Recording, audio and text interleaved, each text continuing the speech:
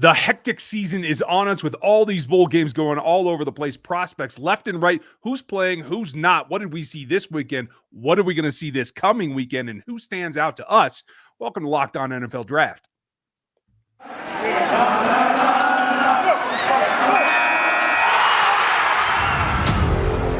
You are Locked On NFL Draft, your daily podcast covering the NFL Draft.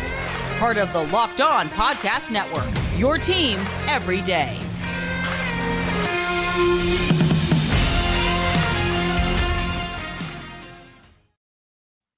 Welcome to another episode of the Locked On NFL Draft. I'm your host, former NFL and NFL defensive back, Eric Crocker. And as always, I'm joined by Ryan Tracy. We want to thank you for making us your first listen of the day. A lot of bowl game action going on. As I'm pretty sure Ryan has told you guys, I've been away, so I've kind of missed some of the action, being able to talk consistently on the podcast to you guys. But, man, we are back and ready to talk about some football, man. How are you doing, Ryan? I'm hanging in, dude. You made it out of Cali alive. I'm glad to hear about that. That's good. Been trying to keep it moving around here, and I've just been, folks, we're going to get caught up here as we just had a couple of days where we were out, but there's a lot going on. And for me, like I'm having trouble keeping up with who's not playing instead of who's playing because all these bowl games getting canceled left and right. Well, yeah, I mean, the UCLA bowl game got canceled, and that was one I was looking forward to watching because they have a couple of guys in there, and DTR, Dorian Thompson-Robinson, now he was a guy who was a high-profile prospect coming out of high school football, and he's this dual-threat athlete, and he has a good arm and all that stuff, but I guess the start of his collegiate career hasn't probably gone according to what, the plans for him, and I thought this would be a good time for him to really put down display bowl games. Everybody's watching, but UCLA doesn't even get to play. So it kind of hurts him. I didn't assume he would be a guy that would elect to enter the draft, but it doesn't just hurt him. It hurts other draft prospects out of UCLA. So Zach Charbonnet, that's another guy that we missed the opportunity to really get to watch. Yeah, and I was really looking forward to him in particular, just to see what he can raise his level to. We all know how he runs. We've seen him live. I've started to get a little bit of film on him, and I really like what he does. And I'm one for a little bit of power in your run game because I think there's in the NFL a little bit too much emphasis on the pass catching, on the outside of the tackles type stuff. I want to be able to see. I think the pendulum's going to swing back in the NFL, and I wonder what he can do to raise his stock. I think if anybody missed out on playing their game, it is Zach Charbonnet, and we'll just have to see what he does postseason and at the combine, how he runs, that kind of thing. I think that might be crucial for him. Now, it definitely will. And I mean, we've talked about Zach Charbonnet and kind of some things that we were expecting from him and what we've liked to see from him. But I think the bowl games is a time where, the scouts, they're out there, they're traveling. It's the end of the NFL season. They're going out and they want to see guys live. And there's nothing, you can watch these guys on film and you can roll back to all 22, but it's just different when you get to watch them live, especially in person or, and be on the sideline or be in the stands or even from your television, but really to focus in and get the flow of the game, how the game is moving and how someone's impact is in that game. And I think more than anything, that's what some of these scouts are going to miss when guys like him don't get to play in the bowl game. I thought this was a missed opportunity for Zach Charbonnet, if indeed he does, say, hey, I'm going to the NFL, don't get to watch him. But I think even then, it kind of double back on Dorian Thompson-Robinson, a guy who the quarterback position, we've talked about quarterbacks and how polarizing that is. And really this class where it is kind of a weaker class. As opposed to what we've seen over the last couple of years. There's not that true QB1, QB2, or even QB3. I think right now when people start to put together their rankings, it's going to be all over the place. And Dorian Thompson-Robinson, I don't know if he was going pro, but if he wanted to throw his name into that bucket and be kind of one of these guys coming out, I think he really lost out on that opportunity, not being able to play in this bowl game. Yeah, it's a tough situation to be in. And there's more being canceled all the time. Boise State had to pull out of theirs as well. Obviously Virginia didn't get a chance to play. I'm just trying to look at the list. Who else is moving around? They're going to try to switch some matchups. Looks like the Chippewas are going to get a game. You're going to be able to see some of that. But at this point, this is your last opportunity if you are coming out. And a lot of these guys, I haven't seen too many disappointments in guys that decided to go back. The quarterback, McCall, is about the only one that's been at the top of my head that I thought in a weak quarterback class should have come out. You take your chance now rather than allowing competition to catch up to you. But at the end of the day, if you don't get a chance to play in these, you have to find another way to stand out. And I think Charbonnet definitely will, in my opinion. Yeah, we're going to talk about more bowl games to come. Auburn had a big game against Houston. We're going to get to that. And some of the some players that potentially are going pro and just different things that take away from everything really that's going on in that Auburn organization. So, all right, but first we want to talk to you guys about our good friends over at Built Bar. All right, it's a new year, so that means New Year's resolutions. If yours is about getting fit, which mine definitely is, and eating healthier, that's really my number one priority right now. Make sure you include a Built Bar into your plan. Built Bar is a protein bar that tastes like a candy bar, maybe even better than a candy bar, to be honest. Built Bar, it makes it easier to stick with your New Year's resolution of eating better because it tastes so good and you'll want to eat it. But unlike other protein bars, this one isn't chalky or waxy or anything like that. It doesn't taste like a medicine pill. It tastes good. All right, and you're gonna want to eat healthy, but it gets really boring eating healthy all the time and eating healthy snacks. But right here with Built Bar, man, by week 3, you're not gonna be worried about craving different snacks or whatnot. Just grab you a Built Bar with 100% real chocolate. Most Built Bars contain 130 calories, 4 grams of sugar, 4 net carbs, and 17 grams of protein. Compare that to the candy bar, which usually has around 240 calories, 30 grams of sugar, and dozens of net carbs. You don't want all that bad stuff when you're trying to get back right after the holidays. So here's an idea for the new year. Go to all your secret treat stashes at home. And I know you guys have plenty of them in your pantries, in random drawers, in your office, in your cars, in your purse, wherever you have it. Throw all that sugary stuff away that's filled with bad sugars and empty calories and replace that with Built Bars. So when you are craving a snack or a treat, you can just reach in there and find something that's healthy and tastes incredible. Even if you are not a huge fan of working out, you can at least eat better and eat something that's healthier and it still tastes good and it's good for you.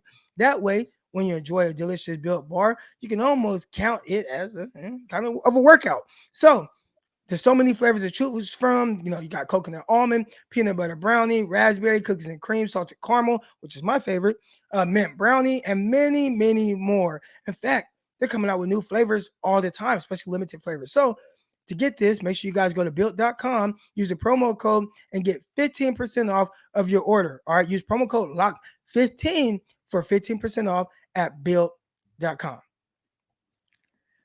All right, Ryan, let's talk about it, man. Auburn.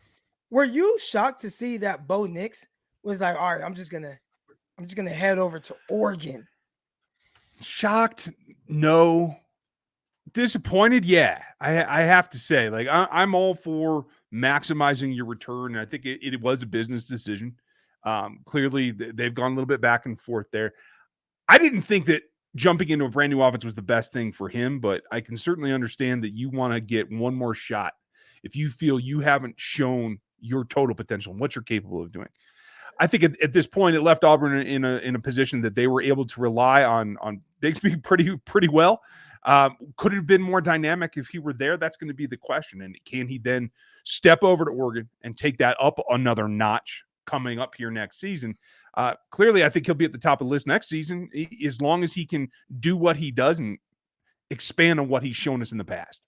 I have a question because you have a guy like Bo Nix, and he has started the entire time over at Auburn. This year definitely got weird. I feel like maybe they think he hasn't taken those next steps. Hell, I believe it was his freshman year. He beat Oregon. All right. And Justin Herbert outdoing Justin Herbert in that game. I remember the ending of that game. Justin Herbert threw the ball out the back of the end zone. I was like, heck, you didn't even give your guys a chance. But Bo Nix, I don't think he's kind of lived up to the expectations. What I want to ask you is, if Bo Nix, with them doing everything in their power to get him right at Auburn in the SEC, and he has some big time ability, but if he can't make it work there, do you think he can make it work at Oregon? Do you think it's as simple as just changing schools, having a different coordinator, different play callers? And we'll see Oregon as well. I mean, they got a new head coach over there as well. But Cristobal left over to Miami. But is it as simple as just changing, and this change of scenery is going to make everything all better for how we'll view Bo Nix in the future as an NFL draft prospect? Is it simple? No, I don't think so. But I think it is an opportunity because, like you said, in that particular situation with a new staff coming in and they're looking to have some kind of veteran leadership, that's why they were open to it in the first place, right? I think that allows you the opportunity to then specifically dive into his film. And I think they have the opportunity to make that offense mold to him. And for him, that's the opportunity to say, if you're going to come to me and you're going to emphasize what I already do well, I'm going to take that to the next level and maximize what I put on the field. And I hope that that's the way that it works out. Is it a sure thing? No, but it's probably a better opportunity than what he had in a fight staying at Auburn. Right now, speaking of Auburn, they have some cornerbacks, and I'm not sure if Roger McCreary played. I was traveling while Nope. Houston was playing. So Roger McCreary didn't play. That's probably the biggest name in the secondary for Auburn. But they have another cornerback that you wanted to touch on, and that's Smoke Monday. So what'd you see from him? And I know he kind of got ejected in the game. Yeah, the whole targeting thing, we can argue about that later. I think we're both on the same side of it, and we don't have anyone to argue with, so we'll just complain about it. But yeah, at the same time, like I thought, like the broadcast did a nice job of highlighting his skill set. Started hot, showed his blitz capability. He was all over the place. I think he literally went back and forth between being up at the line of scrimmage, coming off as a DB blitz, and then going back to free safety. Like he was all over the place, had a number of sticks. I thought up until that thing that got him ejected, I thought he was actually showing a step above, like rising to the occasion, playing for his team, staying with them, being the leader that he was. As that game unfurled, I thought that was a positive for him. And then you get hit with this targeting thing, and we, like I said, we can complain about it. But what does that do to the evaluation for you in terms of you're doing all this to show that you can be a leader, that you can be a guy ready for the next level, but you can't control yourself enough to not get yourself in trouble or even be a borderline to get dinged with this penalty of targeting? I think the targeting, man, I'm not going to lie. I hate the targeting penalty because a lot of times it's really something that's geared towards the offense. A running back can lower his helmet. If I'm aiming, think about it like this, Ryan. If I'm aiming for your midsection, right? I'm going to tackle you. I'm aiming for your midsection, and you change, you lower your head, and that's where I was kind of leaning or aiming for, and I get a penalty called on me. I mean, that's it's you're in a lose-lose situation as a defensive back now or a defender. Now I play DB, so my thoughts on it might be different than people that are watching offense. And I think most people would say, "Oh, it's simple, just keep your head up" or all that. But it's like, dude, it's tough. I'm aiming for a certain area, and when I go and commit to that, and then the guy lowers his head, and all of a sudden there's helmet-to-helmet contact, and I get kicked out. I don't know if it's as simple as just, hey, control yourself, Smoke, or control yourself, right? Eric Crocker. It's really just, it's unfortunate the way that it's called, and even more unfortunate the way that they just immediately kick guys out. And the guy like Smoke Johnson, guys are, looking at him, they're going to want to evaluate him through that game. He's going to have plenty of other game, but I don't think they're going to ding him as much for just that penalty. I hope not, because he rose for me. And I agree with you. I'm trying to play devil's advocate here. You have a much better chance if you're aiming at my midsection because it's ample, so you're not going to have any trouble there. But for him, I thought the game overall, again, you can't blame him for that. I don't think so. I thought this game upped his stock a little bit. Hope it does for the rest of the league scouts as well. Right. And I went and I saw the clip. So, with how the guys coming over the middle and, growing up and obviously, you're a little bit older than me, but even as me growing up, I grew up watching guys, Sean Taylor and these guys, level guys coming over the middle. And now guys can just run through the middle without the fear of getting hit. And if they do get hit, they throw a flag. I think that's pretty ridiculous. All right. But we're going to get to more of some of this stuff when we come back from our break. We got Oregon against Oklahoma coming up. Got some coaches changes going on with both of those organizations. Clemson and Iowa, and who's not playing for Iowa State. We're going to get to all that and more. All right, Ryan, man, let's talk about it. You got Oklahoma, and they have a bunch of changes that's going on. They're playing against Oregon. Both of these organizations, they lost their head coaches. You had Chris Bowl leave over to Miami. You had Lincoln Riley. That was the big one. He left over to USC. He's had guys from Oklahoma kind of either decommit or say, hey, we're entering the transfer portal. So Oklahoma's kind of a mess right now, but they still got to go in here. They got to play. We'll see how some of their draft prospects do. I think for Oregon, what I'm going to be looking for is Johnny Johnson. All right, this is a receiver, and I probably should make sure he's playing first. Right, that's the crazy thing. Like during this time, you have to oh wait, is this guy playing? But Johnny Johnson, we'll just talk about him in general, just in case he's not playing. He is a guy who I've been kind of, I don't want to say underwhelmed with him, but definitely has not played to the stature where I thought he was going to be. I mean, this is a guy who he's kind of stout built. I remember watching him early on. I'm like, man, this guy's kind of like, not saying Odell Beckham, but he's kind of has that build. He has kind of that elusiveness and explosive ability, and he makes the contested catches and everything. And it just felt like each year there just wasn't that next step. There wasn't that next level to his game. So don't know if he's playing this game, and I'm not 100% sure if he is going to the NFL, but that is a guy, if he does commit to going to the NFL, like that's something that I'm going to be looking forward to seeing, going back and looking at his film, because right now it's a little underwhelming. So that's one guy in the Oregon game. If he is playing, I'll be keeping an eye on him. Another guy to watch that I'm keen on in that backfield is McKinley. He hasn't really given away whether he's going to declare or not. So this might be for not, but I'm gonna assume that he is, because I feel like he's had a good enough season that he should. So we'll see what happens. You got to keep an eye on him. I think he's a guy that's probably somewhere in that top 50 range. If he plays really well, he might be able to scoot himself up towards the bottom of the first. I think he'll actually perform pretty well in terms of the testing. We'll see how that all comes out. But he's number one for me. I'm going to be watching number 23, and you guys should too. On the other side, I think it's one prospect. We've seen all this, like you said, all this change going on in Oklahoma, right? But their guard, Marquis Hayes, I think is a guy that can make himself either solidified or even raise his value as well. I do believe he's supposed to play, as I just looked it up while you were checking. So let's see what the big guys can do in this game as well. Like, obviously, Thibodeau's not going to play for Oregon, and I wouldn't even mind seeing Hayes pull, Falele. If you missed that over the weekend, Danny Falele, Minnesota, went from offensive tackle back to fullback and actually did it well. Punched himself into the end zone. I'm looking for a little bit more of that. I like the big uglies getting scores.